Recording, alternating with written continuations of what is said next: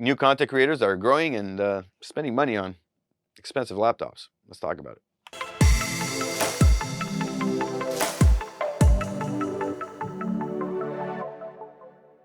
Welcome back to another video. My name is Nikos. Today we're looking at the idea of upgradability path with laptops and the idea of how you should be using your logic in order to upgrade based on your needs as you grow your skill sets with your creative work. Whether you're doing photos or you're doing video, there's always going to be that idea of what should I be buying to edit my work. And I got to tell you, a lot of strain will go into your thought process in this decision making. And I see a lot of people suffer through it. And the idea here is just to share my path of the mistakes I made and just to put some perspective in there as it relates to workflow so you can start looking at things a little bit differently, because as you're starting out, you're not going to know 100% what you need.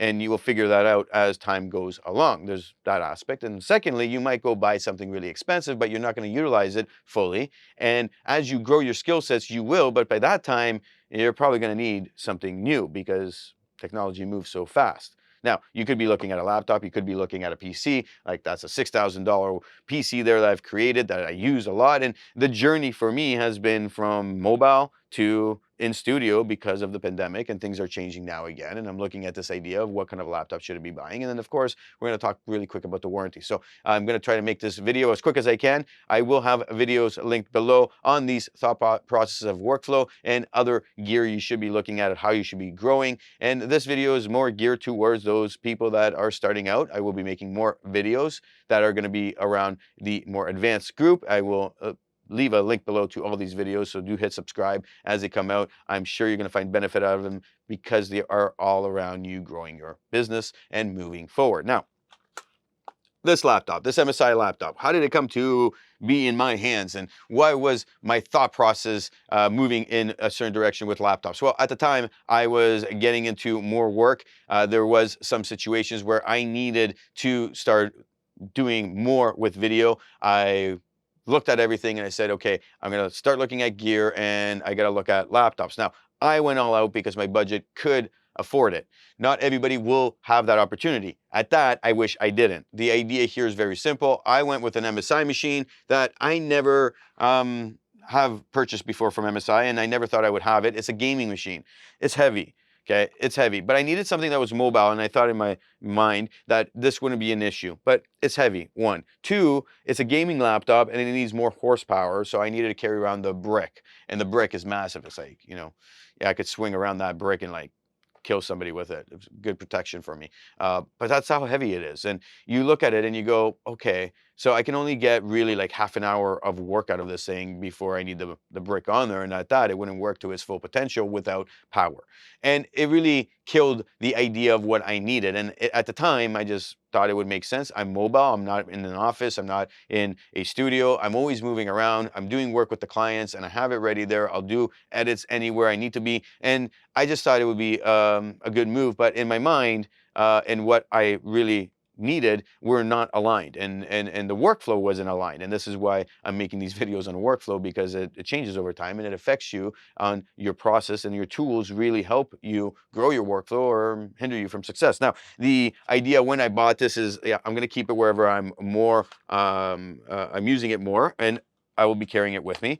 And along the lines, I realized it was too heavy, and I went and bought an XPS Dell. Now, you can see the idea here that money is growing fast in that thought process of what my budget is and how much I'm spending. And all of a sudden, I'm out of the investment zone. And this is where we look at it and we go, what's the XPS going to do? Well, the XPS is thinner, and I'll be able to do more work. I'll carry it with me, and I can actually run off battery power to do a lot of the stuff.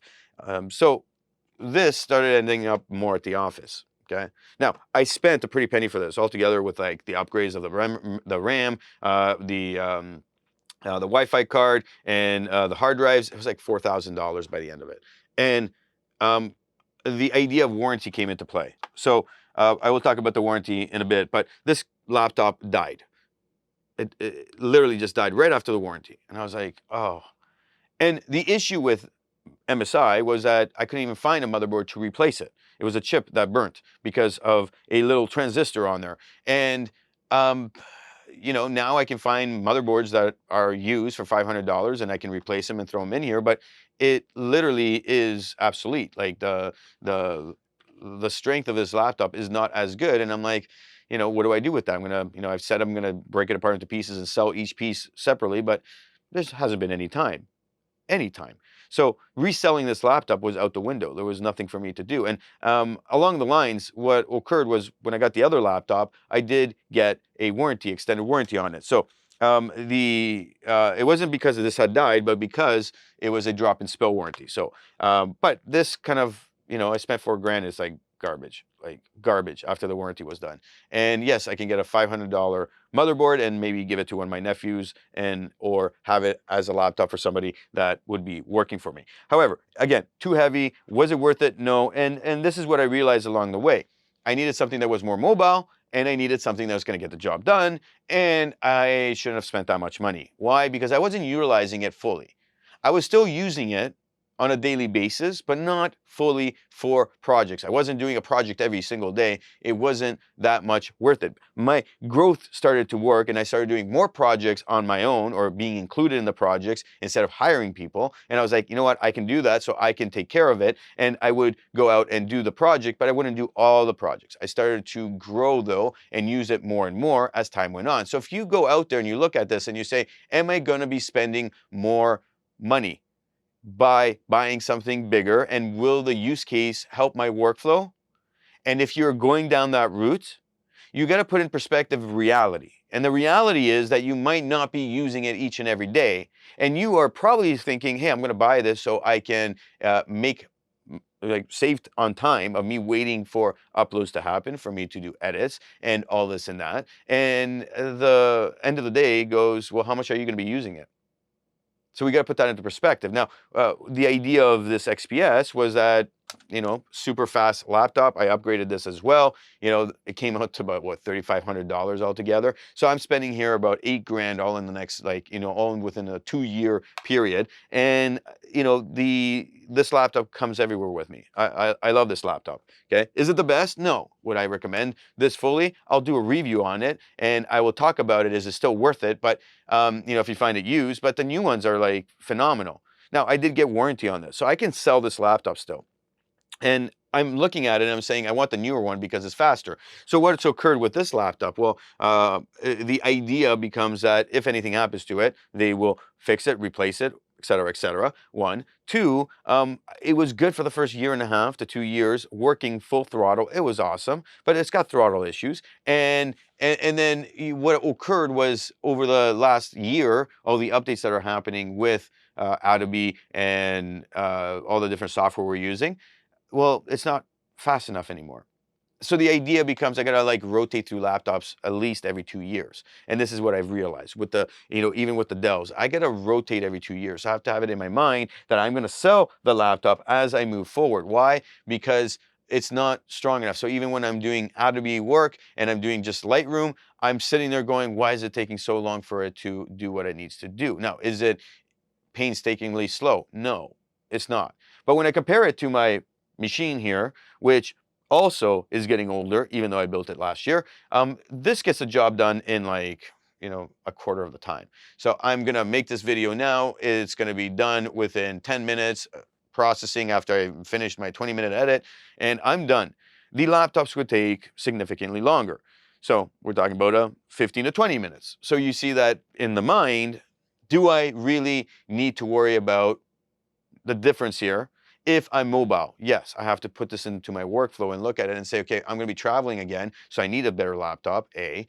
B, can I live with it? Well, if I'm not doing as many projects when I'm traveling and I'm getting people to do stuff, then the question just becomes, where's my workflow at? So the idea of workflow. We look at our workflow and we go, how much time am I spending within my workflow? Okay, now we want to turn this into time, energy, and money thought process. And we want to look at it and say, is the time it takes for it to render stuff, is that hindering the ability for me to grow in my business, my skill set, my actual talents that I'm trying to focus on with the editing, okay, is the rendering portion gonna take time off of my clock? And the reality is that I can let it render, I can leave, go do other work, and come back to it. The issue here becomes on the actual editing. It's actually sitting there and going, all right, let me edit, and then you seeing it crash.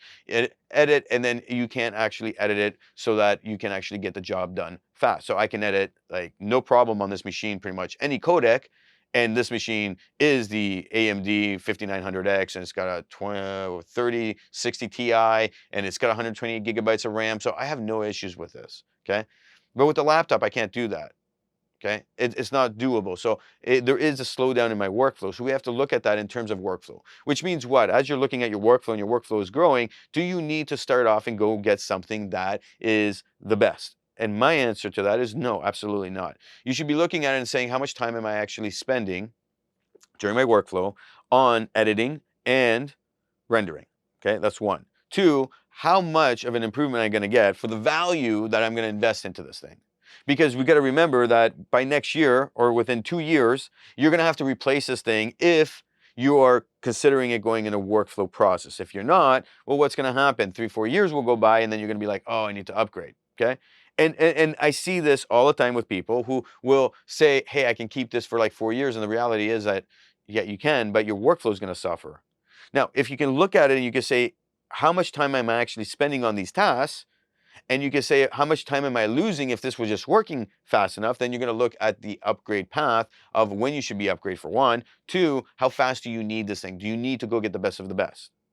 It would have been better for me to go online and get something for $1,000 to $1,200, look at my workflow, look at my timing, and understand, hey, maybe I need something better as I start to do more projects. So if I'm using it every day, then I want the best. But if it's only 1 or 2 days a week where I'm on the stupid thing editing, then do I really need to worry about how much time I'm losing, right? This is it. So we look at this step-by-step approach. We look at it and we say, what is our workflow needing? And as our workflow starts to increase, which it did, undoubtedly, I then looked at a desktop, especially when I was in the studio and doing more work in studio and doing more coaching. I'm working with people more one-on-one. And yes, we're going out, we're doing videos and this and that, and I'm editing all the time. So it made sense for this. I was editing projects, and it'd be like, the editor would be like, hey, I need to do XYZ. Can you do XYZ? And I would be doing something every single day whenever we're working on different projects. So it made sense. But now as business is coming back to normal over the next couple of years, we're changing the whole dynamics of everything that we're doing. Then we're looking at it and going, do I really need a desktop again? And I'm really thinking about that and going, where am I going to be? How is that really shaping up? Am I going to be in the studio as much, or do I need to be looking at a better laptop? Right? So I'm no rush to go upgrade this thing, because the idea is just very simple. Do I need it based on my workflow? Now, why do I always consider warranty? Now, I'm not talking about the warranty that is extended on in case something happens. My first laptop, if that had extended warranty, I would have been covered and it would have been fine. But it wasn't, okay? Now, the other laptop, I have drop and spill. And the reason I wanted the drop and spill is because if something happens, they will replace it. On the worst case. On the best case, they'll fix it. And whenever I've needed something like, hey, the fans are too loud, I book an appointment because it's like this, they come out, they send out a technician, and I'm literally in the studio working on my PC, and the guy took an hour to go through it, make sure it's running good, and we're good to go, okay? I can't complain. I can't complain at all. This is the idea of looking at this and saying, is that warranty worth it for the amount of money?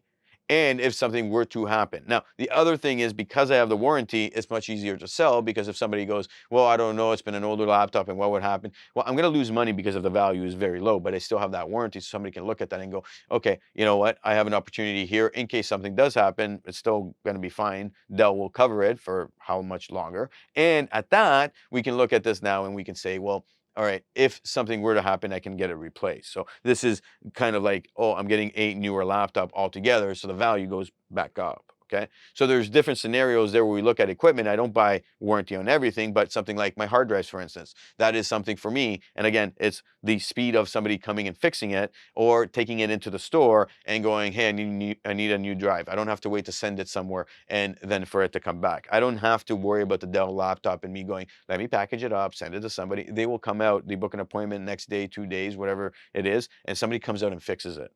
I don't need to wait. and this is the best part of this idea, if that warranty is good. You got to look at the fine print, make sure it is covering you before you say yes to it. But there's some other warranties that I don't get. It's no need for it. You know, like camera equipment, for instance, I used to buy it, but now I have overall insurance for everything in case something happens. So I'm covered and I don't have to stress. I don't have to worry. I don't have to be in that position where, like, let me spend an extra $400 on a lens for 3 years just in case something happens in the first 3 years, because I look at it and I go, I needed insurance for the long-term effects of it. So the idea again is looking at it and saying, what's my workflow?